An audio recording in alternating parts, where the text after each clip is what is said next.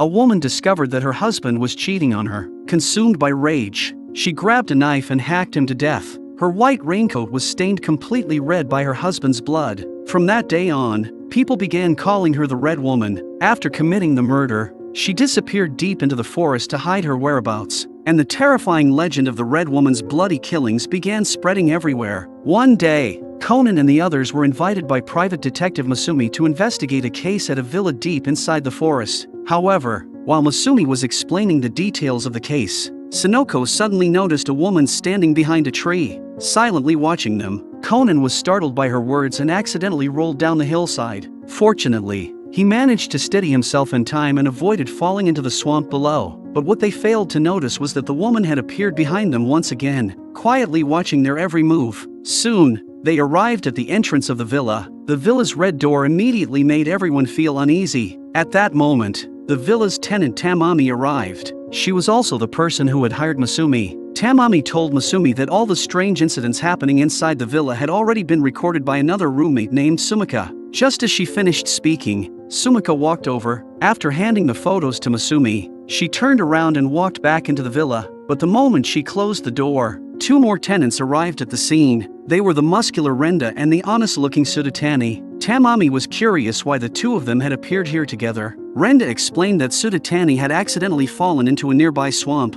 and he happened to find him there. So they came back together. After some casual conversation, everyone gathered together to enjoy lunch. Ran was full of praise for Tamami's cooking skills. Sudatani even said that with her cooking ability, she could open a restaurant and become famous throughout the city. Ran became curious about how everyone had met. Tamami explained that they were all members of an outdoor club. They used to go hiking and camping together. Although the club had only 5 members, they had always gotten along very well. When Ran heard that the club had 5 members, she immediately thought of the mysterious woman in the forest. She guessed that woman might be the 5th member. However, the moment she said that, everyone's expressions suddenly changed with fear. They all hurriedly asked Ran whether she had really seen the Red Woman. Ran firmly nodded and described the woman's appearance in detail. Among everyone present, Sudatani's reaction was the most intense. He kept repeating that it was impossible, because the 5th member of their club, Satoko, had already died 3 years ago. At that moment, Renda guessed that the Red Woman Ran saw might actually be the murderer who had been on the run. Hearing this, Masumi immediately became interested and quickly asked everyone what exactly had happened. Tamami said that everything began 15 years ago. At that time, a tragedy had occurred at another villa nearby.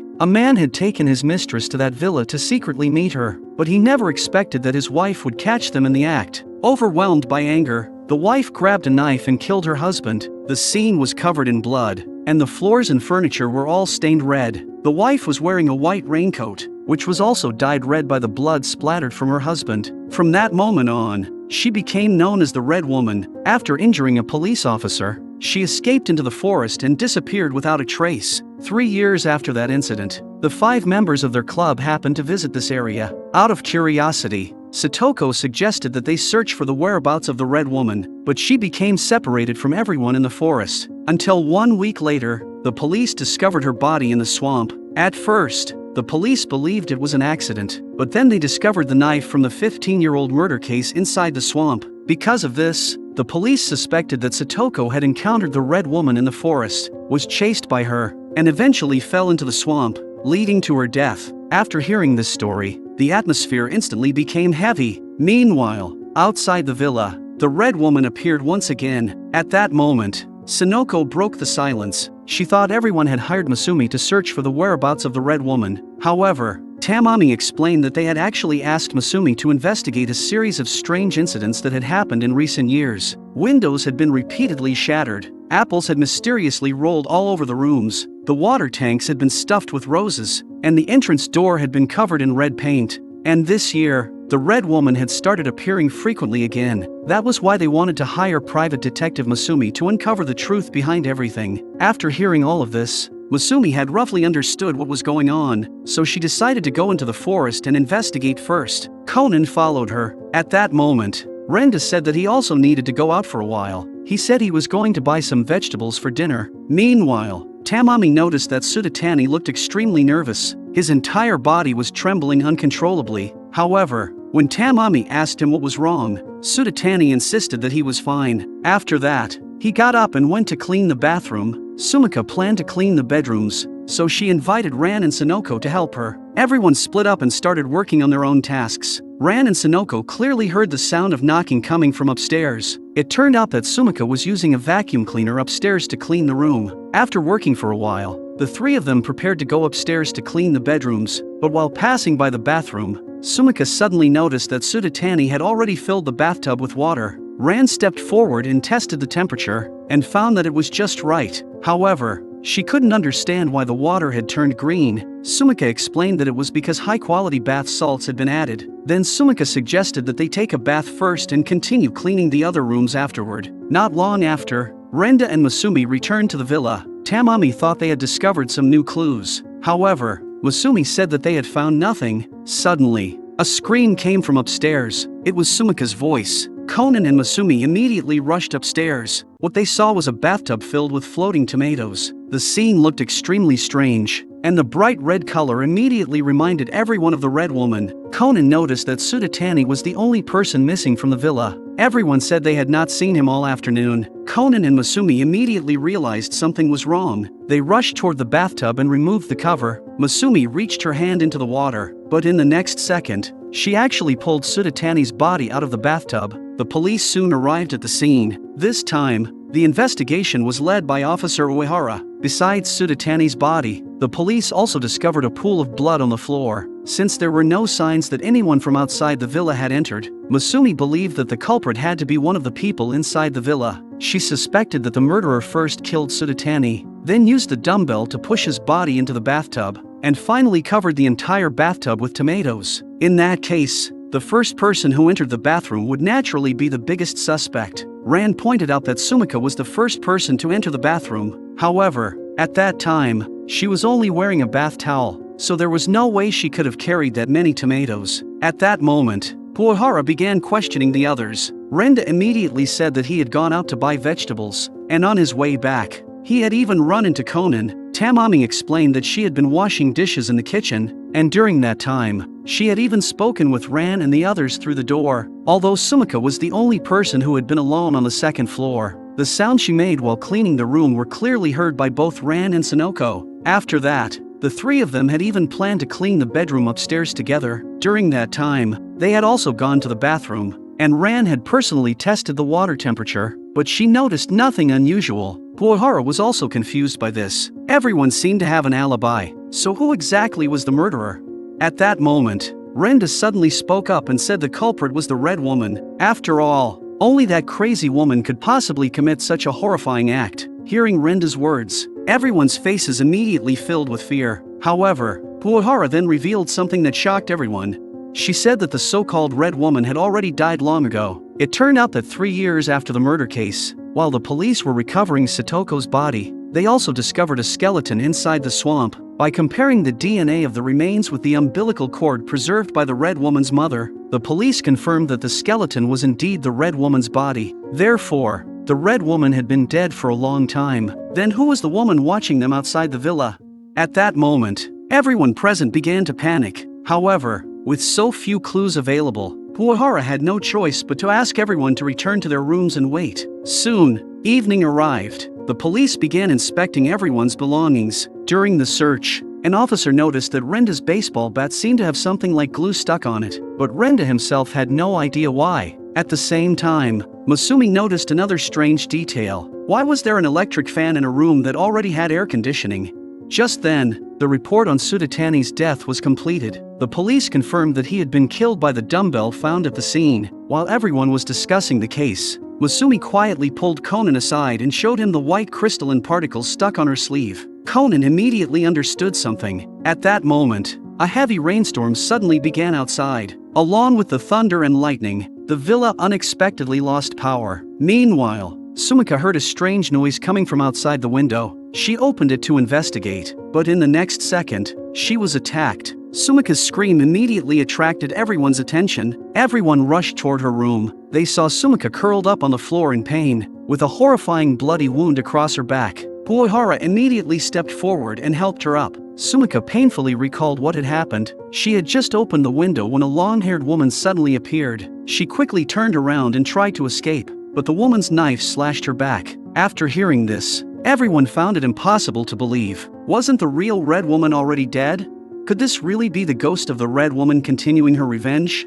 At that moment, Sonoko and Ran also arrived and added that before the power went out, they seemed to have seen a similar figure, although they weren't completely certain. It was very likely the Red Woman. However, before they could finish speaking, a figure really did appear in the forest outside. As lightning flashed, even the candles inside the room were suddenly blown out. At that moment, everyone was terrified beyond words. But then, Masumi suddenly stated that there was no such thing as ghosts in this world. The culprit was standing right among them. After saying that, Masumi began her deduction. She pointed out that when Ran tested the water temperature in the bathroom earlier, Sudatani's body was actually already inside the bathtub, and the only person capable of doing all of this was most likely Sumika, who claimed she had been cleaning upstairs. Everyone looked at Sumika in disbelief. Ran also raised an objection. She said that they had clearly heard Sumika vacuuming upstairs at the time. How could she possibly have had enough time to commit the murder?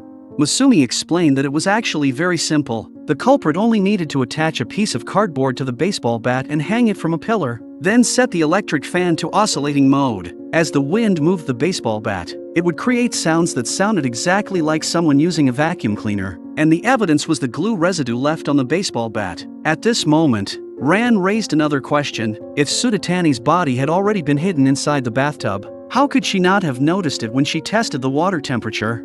Conan explained. The answer was actually very simple, because bath salts had been added to the water. The water had turned green, which naturally concealed the bottom of the bathtub. As for the tomatoes that later floated to the surface, that was even easier. By controlling the ratio of water and salt, the culprit could make the tomatoes slowly rise to the surface. Sumika first pretended to be cleaning upstairs, then secretly went to the bathroom. After killing Sudatani, Sumika placed the dumbbell on his body, preventing it from floating. Then she threw a large number of tomatoes into the bathtub and added bath salts to adjust the density, making sure the tomatoes would remain hidden underwater. After that, she deliberately asked Ran to test the water temperature, creating a false timeline for the murder. Finally, when everyone was preparing to take a bath, Sumika entered the bathroom first and added a large amount of bath salts, causing all the tomatoes to suddenly float to the surface. And the evidence for all of this was right on Sumika's sleeves. This was also why she had kept her sleeves rolled up the entire time. Masumi pointed out that the cuffs of her sleeves had become wet while she was adding the bath salts, but Sumika never expected that after the sleeves dried, the salt water would crystallize and leave behind visible particles. After everyone discovered Sudatani's body, Sumika had kept her sleeves rolled up the entire time, trying to hide the evidence. Seeing that the truth had been exposed, Sumika finally confessed everything. She admitted that she was the one who dressed in red and pretended to be the Red Woman. It turned out that everything she had done was actually to avenge her good friend Satoko. Back then, the 5 members of their group had come here together on vacation, because the legend of the Red Woman was widely spread at their school. Her close friend Satoko suddenly came up with an idea. She planned to pretend to be the Red Woman and scare everyone as a prank. Sudatani was the only person who knew about the plan, and he was responsible for leading everyone to the meeting place where they would meet Satoko. However, Sudatani waited at the agreed location, but Satoko never appeared, and because of the terrifying legend of the Red Woman killing people in the forest, he became extremely frightened. He was too scared to tell the others the truth, and he was even more afraid to search for Satoko himself. In the end, the police discovered Satoko's body. The cause of death was determined to be an accidental fall into the swamp. Sumika was devastated by this. She firmly believed that if Sudatani had revealed the truth at that time, Satoko might never have died. At this point, the case seemed to have finally come to an end, but Uehara suddenly realized something. They had found the person who killed Sudatani, but then who was the person who attacked Sumika earlier? Sumika did not seem surprised at all. She believed that it must have been either Renda or Tamami who had discovered her plan and secretly attacked her as revenge. However, the moment she said this, both of them hurriedly denied it and insisted that they were innocent. Just as the atmosphere became tense, Conan calmly spoke up. He reminded everyone not to forget about the woman whom everyone had overlooked. At that moment, a figure suddenly appeared outside the window. In the next second, she suddenly jumped behind Sumika. Just as she raised her knife and was about to stab Sumika, Officer Yamato quickly stepped forward and stopped her, and the woman standing before them was none other than Kagawa, the mistress of the man who had been killed by the Red Woman 15 years ago, although she and that man had only been involved in an affair. She had truly loved him deeply. Back then, Kagawa witnessed her lover being brutally killed right in front of her eyes. The overwhelming anger and despair caused her to lose her sanity. From that day on, she spent the next 15 years wandering through the forest, attacking anyone connected to the Red Woman incident. And the reason Satoko, who had originally dressed in red and pretended to be the Red Woman, ended up fleeing into the forest was most likely because she was attacked by Kagawa, causing her to accidentally fall into the swamp.